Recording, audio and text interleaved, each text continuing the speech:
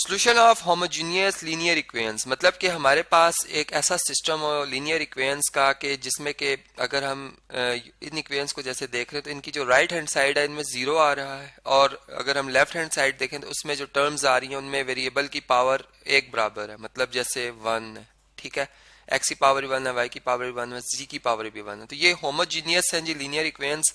अब हमने ये देखना है कि इनका जो सोल्यूशन है मतलब वो वैल्यू एक्स वाई जी की, ठीक है, मतलब ये जो इसमें वेरिएबल शामिल है एक हम पेयर बनाएंगे, ठीक है, और उसमें एक्स वाई और जी की वैल्यू आएंगी। तो अब वो चूंकि एक ऐसा पॉइंट होगा जो कि थ्री डायमेंशंस पे, मतलब चूंकि इस पे थ्री डायमेंशंस आ रही हैं उस पे आएगा, तो ये तीनों लाइंस अगर एक ही पॉइंट पे मीट कर रही हैं या मैं कहूँगा कॉन्करेंट है, ठीक है, तो वो जो इनका पॉइंट ऑफ कॉन्करेंसी होगा वो बेसिकली हमारा सोल्यूशन होगा, ठीक है। अब वो सोल्यूशन मतलब ट्रिवियल के केस में हम ये कहते हैं कि तीनों लाइंस ओरिजिन से पास कर रही हैं, ठीक है, मतलब एक्स भी जीरो, वाई भी जीरो, जी भी जीरो। और नॉन ट्रिवियल के केस में हम कहेंगे कि ये अदर देन मतलब कहीं और मीट करेंगी, ठीक है। अब वो इन बातों को हमने समझना है कि वो ट्रिवियल और नॉन ट्रिवियल सोल्यूशन क्या है, और कब वो मिलेगा और कब नहीं मिलेगा, इस बात को भी हम समझते हैं। देखें, अगर हम इन इक्वेशंस के डिटर्मिनेंट को फाइंड करें जो कि हमें ये चीज बताता है कि ये लाइंस पैरेलल है या इंटरसेक्टिंग है, तो हमारी काफी जो है प्रॉब्लम सॉल्व हो जाएगी, ठीक है। तो सॉल्यूशन स्टार्ट करते हैं, सबसे पहले कोफिशिएंट मैट्रिक्स बनाते हैं जो कि ए मैट्रिक्स होता है। और कैसे बनता है जी, इसमें हम सबसे पहला जो कॉलम बनाएंगे वो एक्स वेरिएबल के कोफिशिएंट्स का होगा। तो अगर आप देखें तो हमारे पास फर्स्ट इक्वेशन में एक्स वेरिएबल का कोफिशिएंट 2 है, फिर +1 और थर्ड में +1 है, तो यहाँ पे आ जाएगा 2 +1 और +1, ठीक है, पहला कॉलम कंप्लीट हुआ। फिर इसी तरीके से सेकंड कॉलम को देखें तो y जो वेरिएबल है उसके कोफिशिएंट्स +1 और +2 है, तो ये लिख देंगे हम +1 और +2, ये भी आ गए। अब इसके बाद जो लास्ट हमारे पास वेरिएबल है z, इसके कोफिशिएंट देखें -1 और +2 है, इनको लिख देंगे -1 और +2। अब इनका डिटर्मिनेंट फाइंड करते हैं कोफिशिएंट मैट्रिक्स का। अगर आप देखें तो ये हमारे पास इस तरीके से 2 1 1 1 1 2 और -1 एंड 2, ठीक है।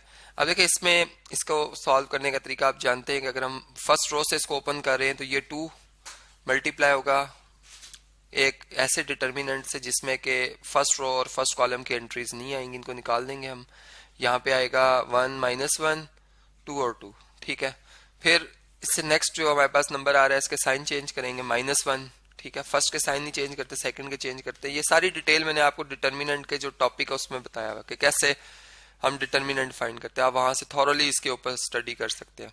देखें, जब हम 1 की बात करेंगे तो इस जिस रो में और जिस कॉलम में ये 1 है उनकी एंट्रीज को निकाल दिया जाएगा। यहाँ पे आएगा 1 1 और -1 और 2, और लास्ट में -1 ही आएगा, जो भी नंबर है उसके वही साइन रहते हैं। और अब ये -1 है और इसमें अगर आप देखें तो ये फर्स्ट रो थर्ड कॉलम में, तो 1 1 इसमें आएगा और 1 2 आएगा। अब इन डिटर्मिनेंट्स को ओपन करते हैं जी।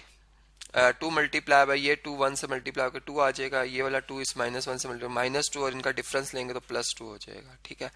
इसी तरीके से ये 1 मल्टीप्लाई बाई 2 2 और 1 मल्टीप्लाई बाई -1 और इसका डिफरेंस लेंगे तो +1 आ जाएगा। इसी तरह 1 मल्टीप्लाई बाई 2 2 और 1 मल्टीप्लाई बाई 1 1 और 2 का डिफरेंस 1 से। अब इसको अगर देखें तो ये बनता है 4 2 +2, ठीक है, ये 3 बन जाएगा 2 + 1 जो है, और 2 में से 1 माइनस कर दें 1 आ जाता है। ये बन जाएगा 8 -3 -1, जो कि 8 -4 कितना बना 4, नॉट इक्वल टू 0।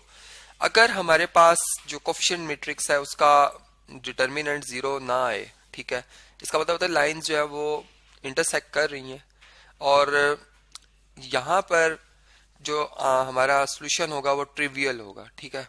अब ये ट्रिवियल क्यों होगा जी, अब इस बात को अगर देखें तो ये हमें इस तरह से पता चल रहा है कि देखें हमारी तीनों इक्वेशंस जो हैं वो इक्वल टू 0 है, और हम जानते हैं कि रियल नंबर्स में जब हम कोई नंबर ऐड कर रहे होते हैं, ठीक है, तो मतलब हो सकता है कि ऐसा भी हो कि हम 1 में -1 में +1 ऐड कर रहे हो, ठीक है, या यूं हो कि 2 है एक नंबर, ठीक है, 2 है उसमें हम ऐड करें -1 और फिर -1, तो ये 0 आ सकता है। लेकिन एक वो सोल्यूशन होता है जो कि हम बगैर मतलब इस दिक्कत के कि एक इक्वेशन में हम चूंकि एक नंबर लिख रहे हैं तो क्या पता वो वैल्यू दूसरी में सेटिस्फाई ना करे, ठीक है।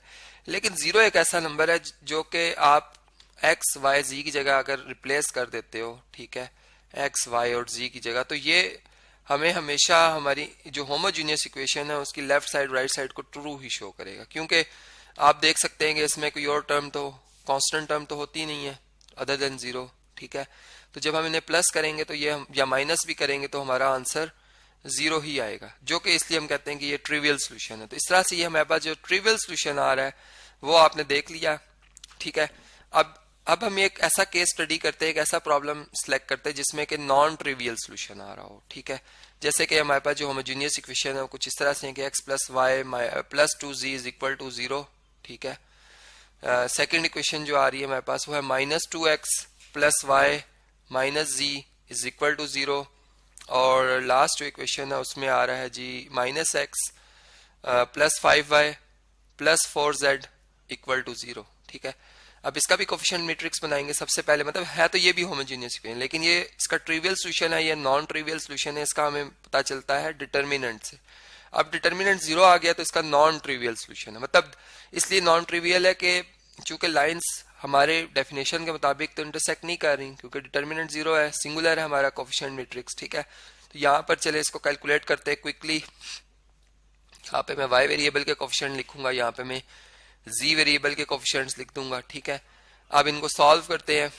तो सॉल्व करने पर जो चीज मुझे पता चली है वो ये कि जो ये मैट्रिक्स है हमारा, चूंकि हम इसमें एक कॉलम या रो ऑपरेशन से भी इसको अपने कैलकुलेशन को आसान बना सकते हैं। ठीक है, और मैंने इसका डिटर्मिनेंट जो है वो खुद से फाइंड किया था रफ वर्क में, मैंने देखा इसका आंसर 18 माइनस 18 आ रहा है, मतलब फाइनली जो है जीरो आ रहा है।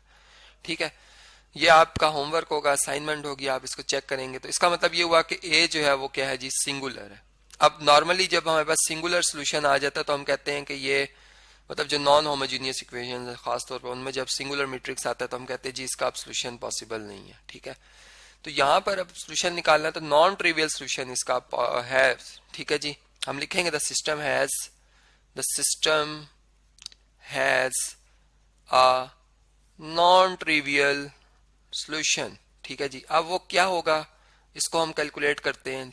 ठीक है, देखें इसके लिए सबसे पहले हम इन जो हमारी गिवन इक्वेशंस हम उनको सॉल्व करेंगे। ठीक है, हम x y या z किसी एक वेरिएबल की वैल्यू जो है वो निकालते हैं। ठीक है, तो अगर देखें ये इक्वेशन 1 हो, ये 2 हो और ये 3 हो। ठीक है, 1 2 3, तो इसमें हम मतलब आपको एक आइडिया दे देता हूं कि जो नॉन ट्रिवियल सोल्यूशन है उसमें हम एक वेरिएबल जो है उसका आंसर खुद से फर्ज करेंगे कि वो जीरो नहीं है। ठीक, किसी एक वेरिएबल को फर्ज कर लेंगे कि वो जीरो नहीं है और बाकी दो जीरो हो सकते हैं। तो इस तरीके से हम अजम्पशन पे चलेंगे। तो देखें यहाँ पर अगर मैं इक्वेशन 1 और इक्वेशन 3 को अगर सॉल्व करता हूँ, ठीक है, तब ऐड करता हूँ मैंने एडिंग।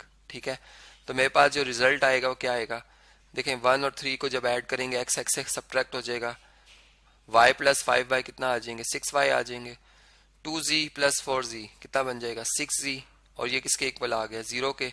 यहाँ से अगर आप देखें तो हमारे पास जो है वो 6y is equal to minus 6z आ जाएगा, और 6 से अगर दोनों तरफ डिवाइड कर दिया जाए 6 से तो y is equal to minus z आ जाएगा। ठीक है, अब ये जो y equal to minus z आ गया हमारे पास, इसको अगर हम जो है वो इसी तरीके से अगर हम इक्वेशन मतलब एक और भी चलें, ये एक वैल्यू हमारे पास आ गई y की, इसी तरह अगर हम इसे मैं इक्वेशन 4 कह देता हूँ, एक और हम जो है 1 और 2 को सॉल्व करें। ठीक है, मतलब इक्वेशन नंबर 1 को अगर मैं दोनों तरफ 2 से मल्टीप्लाई कर दूं तो ये क्या बन जाएगी, ये बन जाएगी 2x plus 2y plus 4z is equal to 0, 0 multiply by 2 0 ही होता है। ठीक है, अब अगर ये जो इक्वेशन है हमारी 1 प्राइम, इसको मैं कह देता हूँ, अगर मैं 1 प्राइम और 2 को सॉल्व करता हूँ, ठीक है, ये मैंने यहाँ पर लिख दी, इन दोनों को अगर मैं सॉल्व करता हूँ, ऐड करता हूँ मैंने, ठीक है, ऐड करता हूँ, तो मेरे पास जो रिजल्ट आएगा वो मैं यहाँ पर लिख देता हूँ।